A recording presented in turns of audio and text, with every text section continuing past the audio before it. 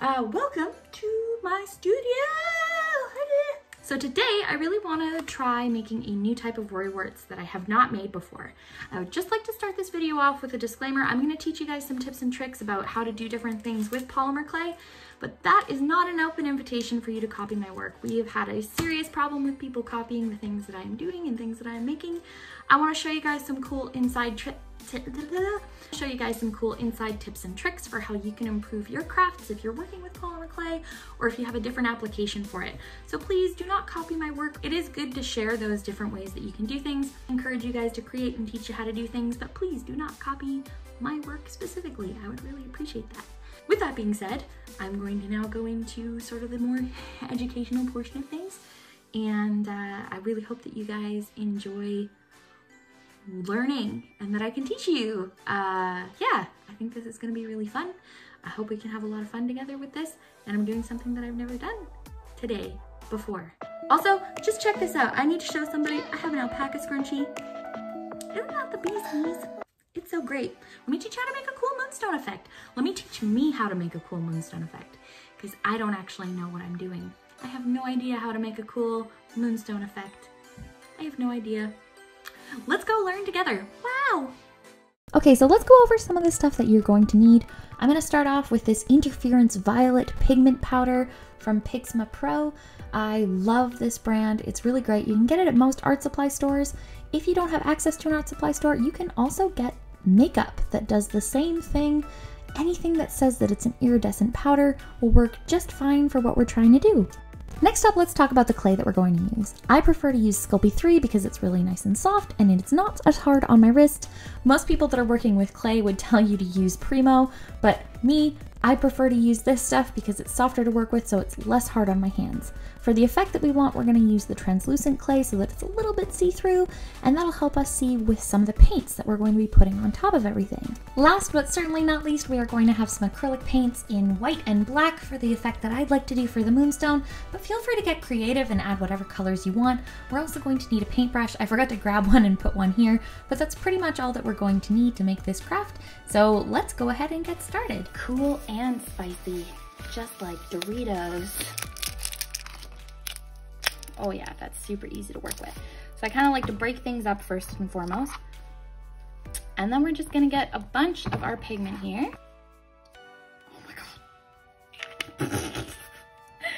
Just, you know, a bunch. We'll just Now it just looks like white powder right now, but when we, ooh la la, check that out.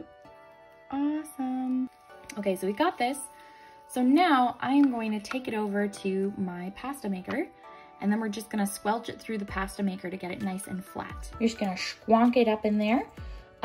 Some polymer clay artists have fancy automated clay rollers. I am not one of those fancy people. I have a hand rolled one. It squeaks like crazy, so if it squeaks too loud, I might edit out the squeaks, but maybe the squeaks are part of the charm. Oh, Sir Squeaks a lot. Oh man. Go quick, Sir Squeaks a lot. Don't let them stop you. Have flattened out our clay. Take it back over to the little plate area, and with the power of editing, we will go over there. We are back over here now, and you guys might be able to pick up on a little bit of the iridescence that I'm seeing. It's really cool. It's like there's flecks in there. I am ready to do a thing with it. You might have noticed that sometimes there's like these crossy doohickeys in it. Sometimes it's like called rutilation. I'm friends with a geologist. I'm gonna ask that geologist what those little flecky doohickeys are called, and I'm gonna put that word on the screen right now. Thanks for telling me what that is, Kat. You are great. So the next step is going to be with the acrylic paint, and that's where sort of the marbling and the flecky doohickeys are gonna come in. So because this is a translucent polymer clay, when it gets baked, there's going to be a translucency to it, and that means that we can kind of affect what texture will be going on inside of the clay. Put a little bit of this white on here. So it's a really nice thin layer that I'm doing here. So we've done the white. I think that that's a pretty good job. You cannot really tell the difference because the translucent is pretty close to white. My trusty assistant buddy is here to help me rinse this paintbrush out.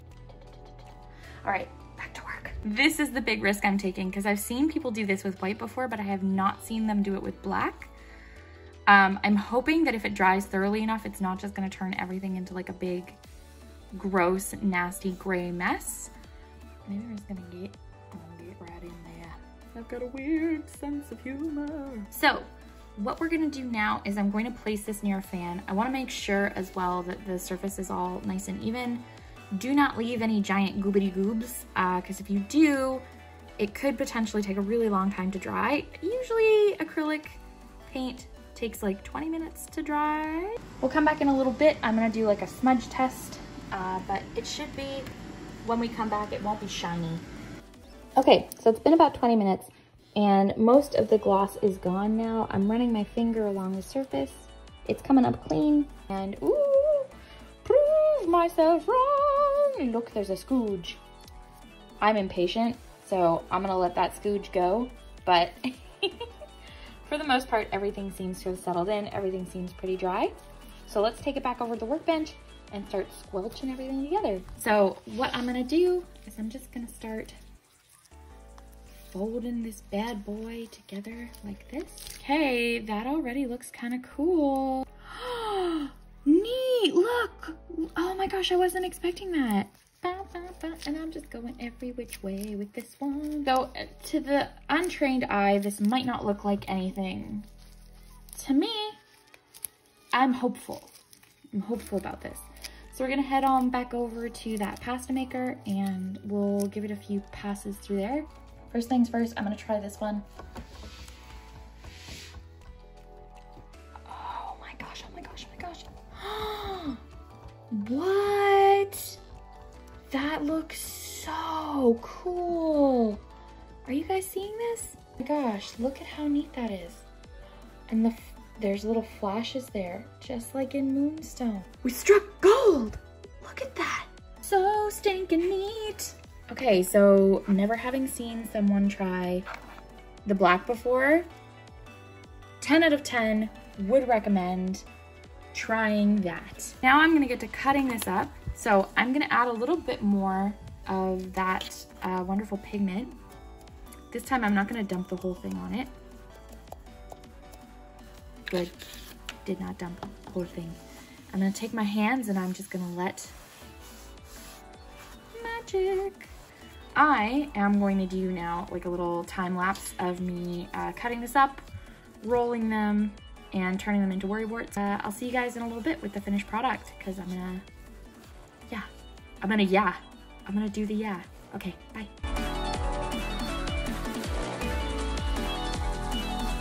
Okay, so that probably took you guys like 2 seconds to watch and me several hours to complete, but this is the finished effect of the surface of these guys. I think I'm gonna go with some purple eyes. So I'm gonna get those whipped up and I'm gonna sculpt these with the magic of editing. You'll get to see that now.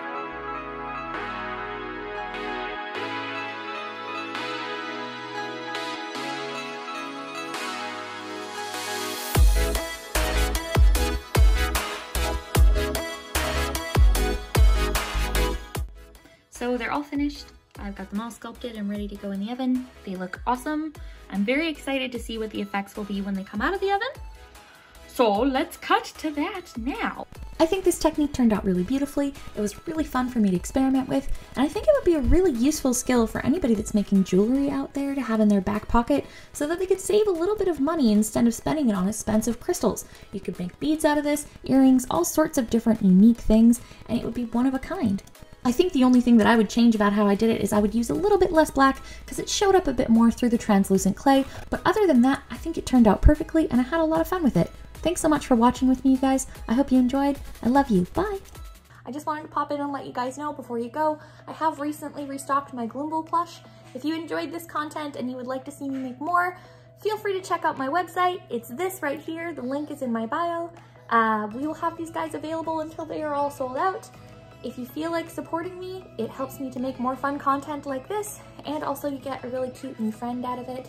All of the details about this plush can be found on site in the description.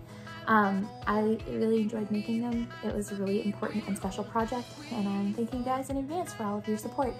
Make sure that you click the like button and you subscribe to my channel because I don't have that many subscribers yet, but I'm hoping that we can make an army of people that are anxious and cute. Okay, I love you and I will talk to you later. Bye! I flipped things around by accident. Oop! Get all goopy for grandma. That was weird. Sorry. Just chuck them to the moon.